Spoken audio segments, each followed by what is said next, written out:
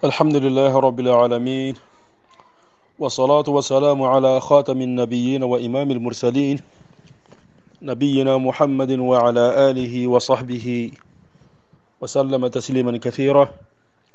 أما بعد، السلام عليكم ورحمة الله وبركاته. الحمد لله ودع الله تعالى تيغا ننشل النبي كما صلى الله عليه وسلم أدو النبي كادون كودا صحبانو أدو هو غتوكا كيلنا نندغا ورما القيامة كوتان والله تعالى نياغنا الله غنو دعكه كونكو مسري كلنا kengana dangi walla nyagana ogar nola kello wala halaka be dilengi alla ga none ne chabatini takun mo sirenga ogana kebe ga koni walla taala nyagana alla ga na fami nda golle nondi ora gado silamin chulangani abo ma gira har sawga hinna masalanga allah tabaraka wa taala ato kallangunto ada to suru kumba charnen gamma lenki galle o gilli tanchegero to seguni nyai nanaga sigi tankabe ado to sikandi kubinu go magalengi kenniya al-ilahu al-qabidu al-basitu al-mu'ti al-muqaddimu al-muakhiru kemena Allah tabaraka wa taala ada kutogo goro kutumyano magalengi inshallah walla nyagana Allah ganda onen sabatinata akunu mo sirenga ojo pen al-ilahu yo tuwanu igununa anya allahu wa igunu kana nya al ilahu ku hilli so bana yo al ilahu aken allah tabaraka wa taala to gore yo kenyani igati to be ga kahumande nyana magan kutum po hotimante ewa aro magan kutum chu ho kallangunte a hotimante na ho kallangunte ke to wana bimana magan kutum timmante suga daga allah da ado magan kutu kallan kunte suga daga Allah tabaraka taala dangane tike to asu kapame yo kenya ni gati Allah tabaraka taala to gonchu ka umante en chagene kata ke to wai yo kenya to anu ngatini tangana ni ganai Allah to su kono to tini ya arrahman ni Allah to gonai arrahim ni Allah to gonai al malik ni Allah to gonai al qudus ni Allah to gonai kemero na to gon kusu da mene kata Allah yo kenya ni gati ka onta tini Allahu ni rahman togonyai magwata Allahu ni rahim togonyai magwata Allahu ni al-malik togonyai yo ke sabuna ngani to anu na kunanti togo kisu sagane kata kiyai ke togo ba ne da kahuma nenya Allahu tabaraka taala togo kisu kahuma ntenga yo kununya ni to anu daga kama nanti awa igatini Allah togonni togo goro beno Allah togonuni yo kembere ngai gonunda Allahu ke manka al-ilahu ke igoro nanya kiya nanti kiya ni Allah to gorenga to gore be gati angana Allah nya gatai awan kunu angana yampai murtai awayam panam maga yogo ode mudangane diga men oti Allah to gonchu goreni Allah to gonchu goreni serebe gara Allah to gon korena nu maga na kinya diga suyi an ko to kenga yo hibe ga Allah to gon koroni hari togo goro bi ngara sabati nan dalla togo goro nya kagana nyangi ngama kun korona nuga intan na hanade yo ken Allah tabaraka taala togo jusu goro goro nyani yo kunu ne ke togo an kora suwa Allah tabaraka taala ko gonati innama Allahu ilahun wahid subhanahu an yakuna lahu walad ila akhir al-aya ke ha dalilenga aba sebe gana nyi yanga Allah tabaraka taala gilli Allah gilli tike togo nan al-ilahu aba togo goro nyani togo kis komande juwa sagane katai yo kenga gino daga kata tanchigaro to kabuninga kenga ni al-qabidu ado tankabendi al-basitu yo boindana al-qabidu ni tigitindana nyai al-basitu ni boindana yo na gwagna da al-asma'ul mutaqabila wala togonu benu igi jonko inime bi mana togo benu anga Allah ganta bane utu Allah tabaraka taala kama na banen to yo kun to no tan to baka o yo gadanga yigete al awwal wal akhir al zahir wal batin yo kemberenga ke kada ke mo al qabid go basit ge yo iti pro to ke na nya ana magan kuto po hotti manten kini Allah kama yo kenni manna to ke di tenen chwa gri Allah ni shutu dome bo angana te Allah ni boyinda nan bane a war jagale gana na yuruba ne seren ngani ya angana wasati ken bane ai yo la Allah wa ngalla nanti soro gono kanu ngani war jagama ama boy kunna ngani kuma hokita senta kuna kuni misikinu ya parce que dunanu soro ku hilai misikinu no banna agana Allah to konkere bane nanti ti ewa Allah ni arna banna kumbana ana banna kumbana da barni yo moni le tin gadu korinda nan kani Allah na sireka korindini yo kenya ni togon ku lisu na kawme sikandadi yo kenya timandani yo kunu yani ku lisu ne Allah tabaraka taala to goro nyai al qabid yani Allah yo Allah tabaraka taala iqabidu be gani kenya igatini ewa at-taqtiru yo na haqqi go kini serenga amba kageta ndamba kageta Allah ranya to hoy wai yo Allah tabaraka taala ne ke susu do barni ana gabe mutana kin hoy goy to agum po gabe bai sere wan wan har fatiha bana ken konto ken tunu sere go ganu ngani kunanga Allah na wure kire gana jugay na jugay abane rawa sikiti debe mu maju sinan naga hanga anna ga sere go ni har ya go mane nyaga har ko ta bana nyaga me ken na kontai ko na ken barni Allah tabaraka taala yo Allah tabaraka taala bo indendo awa adaga haqqe kutuna kini serenga ke sunya sagani kata hikma nyai agada lingo kudangani mogo be anu onanku kita kenga hosura ga hobolo nyaju ho itikenga me Allah tabaraka taala akenga na kebenya hikma nya na rabatenga bimara Allah nda serenya na kurinte iduro anda serenya na bana iduro angara garan kenya miskinenga agan chiren miskina ko kyadide wallahi tammo miskina gondi kungana nya segumunga aburenya ni de abone ni nga kasa hono atonya ngonga kasa hono ayara ntakunga kasa hono dengo Allah ga gada kanu impinne ken kume ya ina mogo nta ko nyatai yo Allah rananke Allah na tuna tanke nchiruno korikadi Allah na nyana Allah ko mosirenga korikia no gondi anyana sumbu sonna nga korikiadi aba anyana du tanganda nga korikia no gona nganta sire torno talla kanta suru tonyo na tanki tenna nenenga yo kemberenga Allah garan kanwani agaranya korintenga donc kemberenga agaranya bannanga alkaman ko tanga anta kisana gara imendi yo anke mega ganya bannanga kadi kembo ko bana ne ni de an karana surne kenya di koy agannan kaja misigine ha anta to ngoni ta Allah anta liman ka ko kitana yo kesuna Allah tabaraka taala mo yenye yo kunu nyane ana hoy gonya de bugume hoy gonga hari tonjolinga wange ta kita hoy gona darajan kini kenga aga sigino kusu ya kan chuna da karsa jaman chuna me karsa mariba Allah na kenya aki Allah na kenda bari Allah na hinugu takandu kununga yo kembere nga silami mumini akenga dungene tuhonga Allah gada sadanya kebe takandi ne keno gondi Allah gadan ke sadanya kebe wallahi nga dungene kenga pasan kenga mundan na kebe Allah ga manke ngara kenu wallan tanon kitana Allah gatina serebe ora palas bangi na tan kenya kana Allah kenga Allah gatinta serenti kana na kenu ko ma ko ngana takana kenti ngana ora ken palasa ko la kenga ora ta kenga de donc koni boyindana nga ken Allah tabaraka taala koni gusundana nga ken Allah tabaraka wa taala yo kenye ni ku togonu hilli Allah tabaraka taala da dogri kuyi kuna Allah togonu nyai yo haramare membiren na loga ku togonu gantaru na hibebedi ibiran lo hibi gantaru na kedi angana hay yagu Allah na abagan ke maga lenya garungume anke mpaka na kasiya bawna anda lemmen cara anda korondi na jukundi na yigandi bo kenna baganke mpo agonda na daga ille sereta na kandi ken marande nara kama asago nara kama haraga na tiyarga nanke mbaba kunyi kota me Allah titi agama lingu yugona tana kaba anke lanta harbana bakari bo kemena lemmen mpaka raganga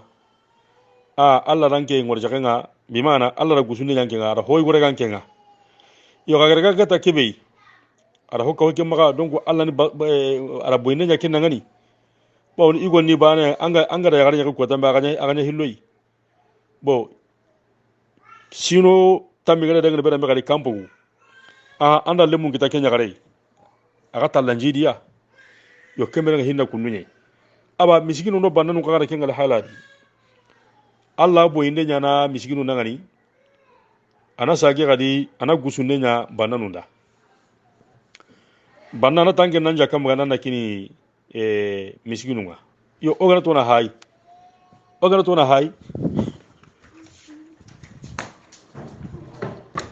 tona hay jakka ke be ga kini aga baka banna ke maga ho am magan ken na burenga haqiqan beti ken ngare ken waqi wanya haqiqan ni ananti angana ke be kui ho an jaga na batendi yo ga waqi wani ke be sa kunu kame gana gama kame jakka ngane tamman gana tamman ke utana kini miskinunga mani men to kam maga tanka be kembe nga Allah ra gusune anken kamma ken no kui yo misigire ke bega ganeka akinga na tamuke kita boyne nya gara ngani yo kembe nga kunu nyani dina ke haramar men biren cu suna kundu anga Allah na boyne nya hoda ana gusune nya hoda ngani wakati goyi ana jamai go kamma aba annabi nyi munyi suna kunu ya gafaru suna kunu nyai ana fasangun ta gono tuagu limanan kagu ana boyi hoy goda ngani hoy go kalenda kembaka yo kunu nyana haramar men ngara ketu banata aywa ke wanjidi ni tauhidi nga awanjidi na anna Allah tu awanjidi ni anna anji kencha wallahu tabaraka wa taala kama bawna ngara tuketa nanti kini ndara kini koy ken Allah boy ndara kini koy ken Allah gusu ndara kini koy ken Allah ngara ketu bana kan daga na bagu serei kebe gara kito wanta ken ba seda kunu kebe ga kuma yo anta ka banyana lemurei yo goy hakra lo goy go ngano har kelenki asoro nga hinna ngani sere gwadi semmendi hanka yo mata nan jago nan yalle mura ngare ken ka man jere ginte nyini yo ga sere be di semmendi hanka Allah na kaman kurindi yo ga hakra logo Allah gar ko ni ku kunga hinna tini qabila le mure ni kiyai ba tarleme hararanti sobe murnu inta ya guna le Allah ragana yake bakira kan wuri yake kono sere be tagalle mando sumbunju su ya ga ngadu ko ton takunga kiyente wuron tay qalla ma warjaga nyuruba yo kayna gano gana kutuba neta wallahi wa haramar men nahana anga kaba kebe ko nanga tu anga kaba kebe nyana tu kana da wona kati tankabiro to bana ninga tingan al mu'ti nan dikinin dana Allah tabaraka taala ne kinin dana yo ogana ro basu tika ku to rusunan tindame boyinda ke mananga ne kebe kinin de ke ay yo Allah ne kinin dana pakka nga koy yo Allah faris sallallahu alaihi wasallama ala ken gone hadisi ndi nanti innama ana mu'ti wallahu innama ana qasimun wallahu al-mu'ti kwa gari hadisi yo bagati man yuridillahu bihi khairan yufaqihu fi ad-din wallahu al-mu'ti wa ana al-qasim aywa nanti Allah ni kuinda na kiki kani takandi na bane wala ikiri takandi na nai ikira takandi na ya ga kuyeke konda kini kena Allah tabaraka wa taala yo kunu nyani agnu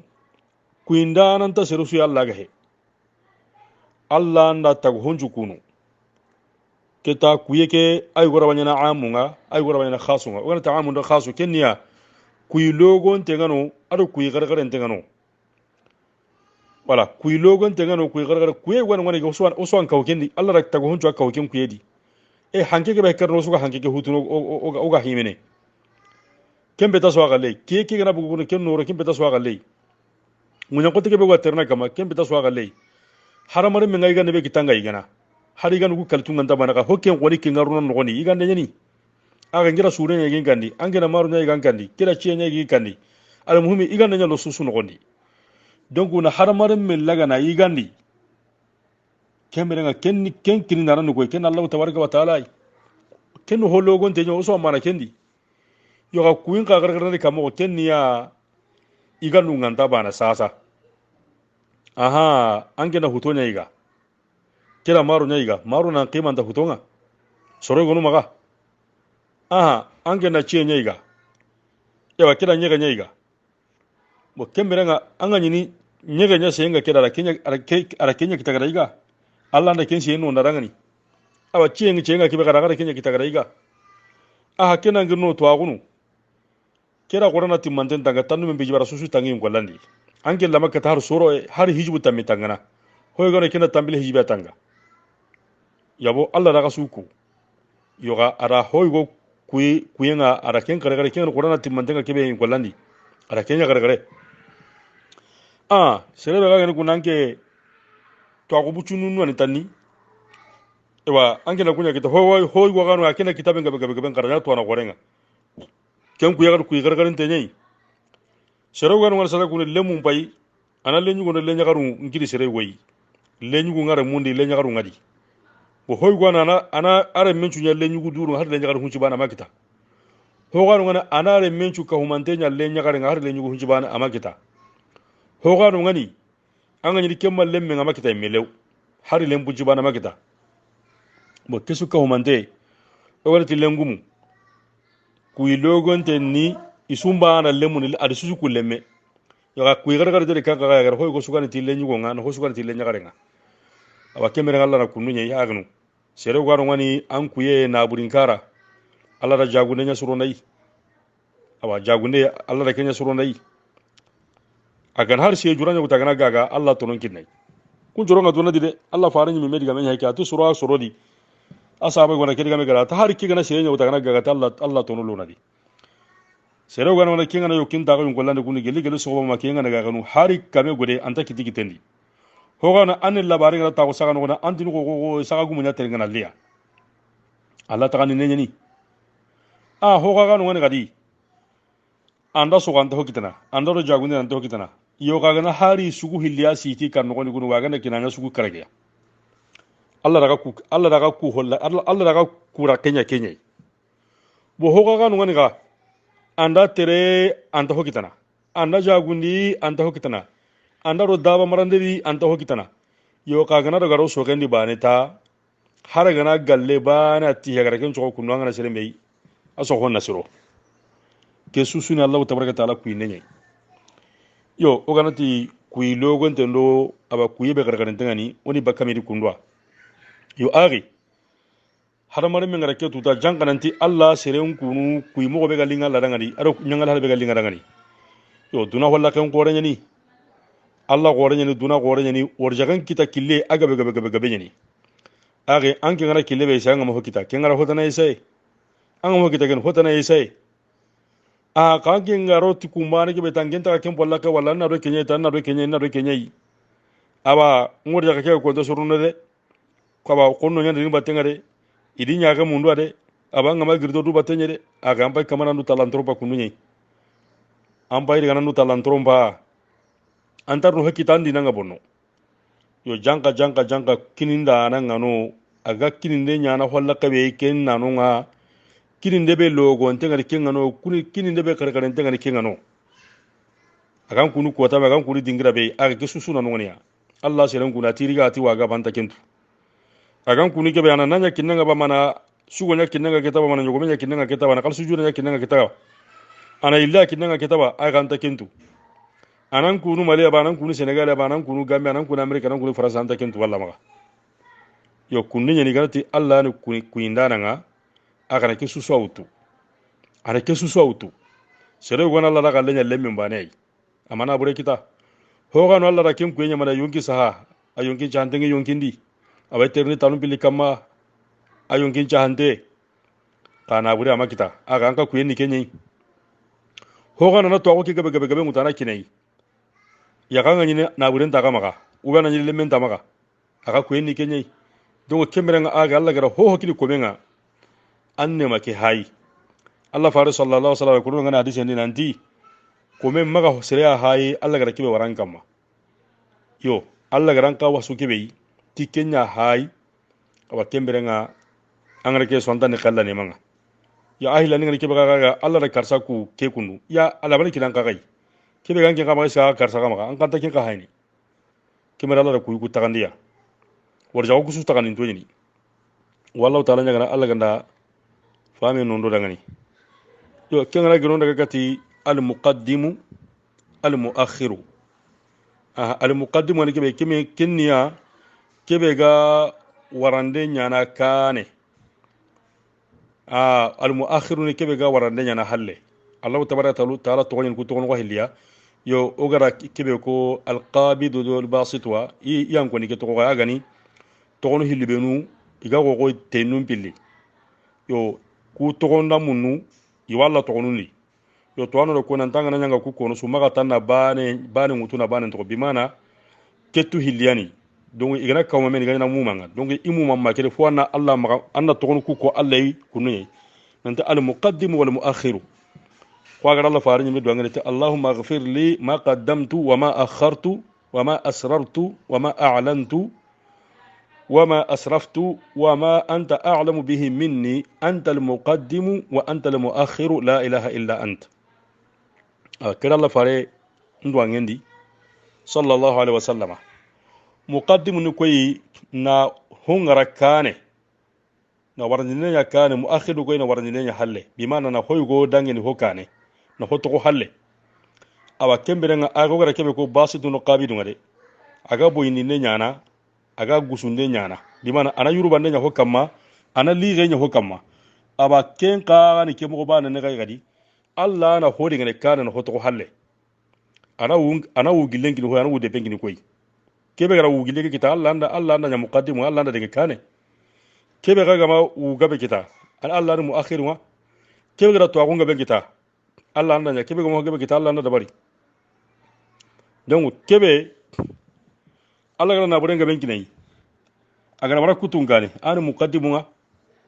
aga nge be ga to halle an muakhir wa yo ogara kebe ko oti kusuka humante ya sunyati hikma nyai Allah nta sere walla kane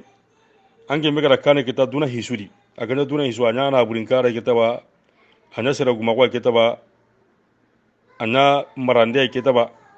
aga da hoyi hisuwa ga hadamar mun maga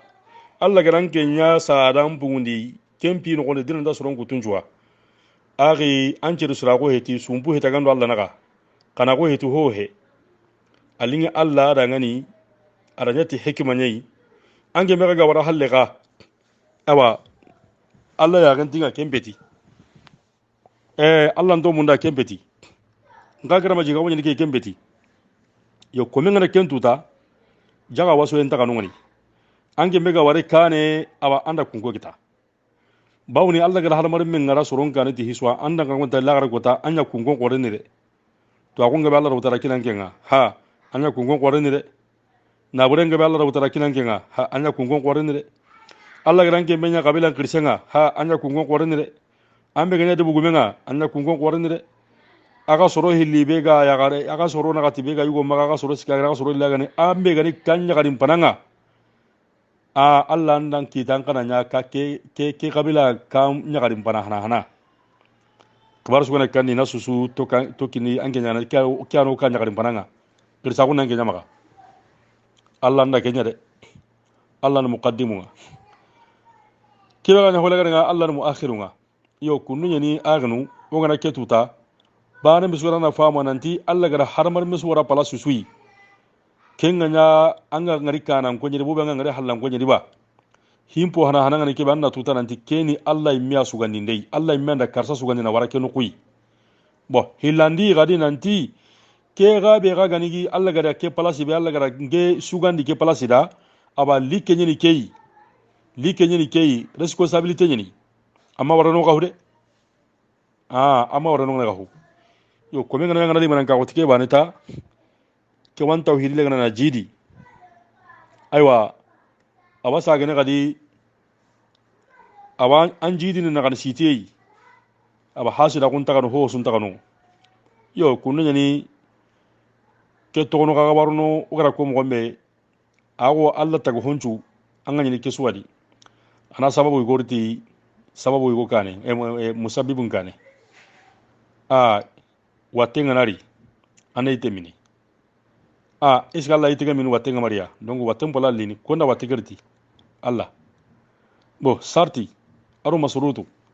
ana salagra aton jalli Allah sallallahu masali jungutu konda saliji ke war sallen kane ya kanke latri tanna salli aprana gran anru tanna salli jungutu ana kenya kinga sorno anta sorno yo kemer nga hinu jusuna kununyai angana tano le ko la kada gabe ni hi gwanu ngani Allah tini jonga ke wala da bana perannari kei jonga ke wala perannari kei awa kembere nga hinu go gwanu ngani gadi Allah tabaraka taala abara haramar mun tagani ke noni ana hoy go wara kana no go wara halle asu ko mun tan ko holla qari yo wallahu taala nyagana Allah gana to ko kudi mananu Allah gani ifamu ndoy Allah ganu golle no ndo ngani yo wara ko mo gombe Allah to ko juru to ko renyai haramar men me gana kebe gorondi aywa kembere nga kenya nan dangani angara Allah to kere gana ko nan churno me gidu na kinya de gresui an cadan kinunu nyai angara Allah to nya jaga walle nya jaga walle nya hibe gana nya kangi nya kangi hibe gana nya du maka jama nya jama nya wala kayna kati inni inda dhanni abdi bi ala hadisul qudsi anda Allah mi reke Allah da kenko e wananti ikewa iko menji kenga tikei iko menji gintan nuku tikei angari jigino ko mere ina nunyi wala angari ke jigini de roni na ni wara place sui ina nunyi de yo kununya ni kembere nga serebe nga ngara ku tokonu ku mananu angari famu awa kembere nga andi nga suruna maka angole mo nga suruno tauhidi nga suruna maka angam pinu chakalo tabaraka taala kamma anganyana Allah ga munna nan nyamo gombe anga terne Allah ga munna nan tere mo gombe anga sena Allah ga munna nan chehe mo gombe yo kunino wallahu taala nyagana tokonu ku famiye aba ido gollu benu Allah tabaraka taala gara imuro maka tokonu ku walla nyagana Allah ga kunno nugura ku chiko manto nangani wasi kere watini ogara kebe ko nga sawaba nga ke ti Allah taala maka gemenye Allah gana golle no fami noni aba kebe gana hutuna nga giru kumero setane wallahu taala nga Allah gana junu munyampa hada wa sallallahu ala nabiyyina muhammadin wa alihi wa sahbihi wa sallam wassalamu alaikum wa rahmatullahi wa barakatuh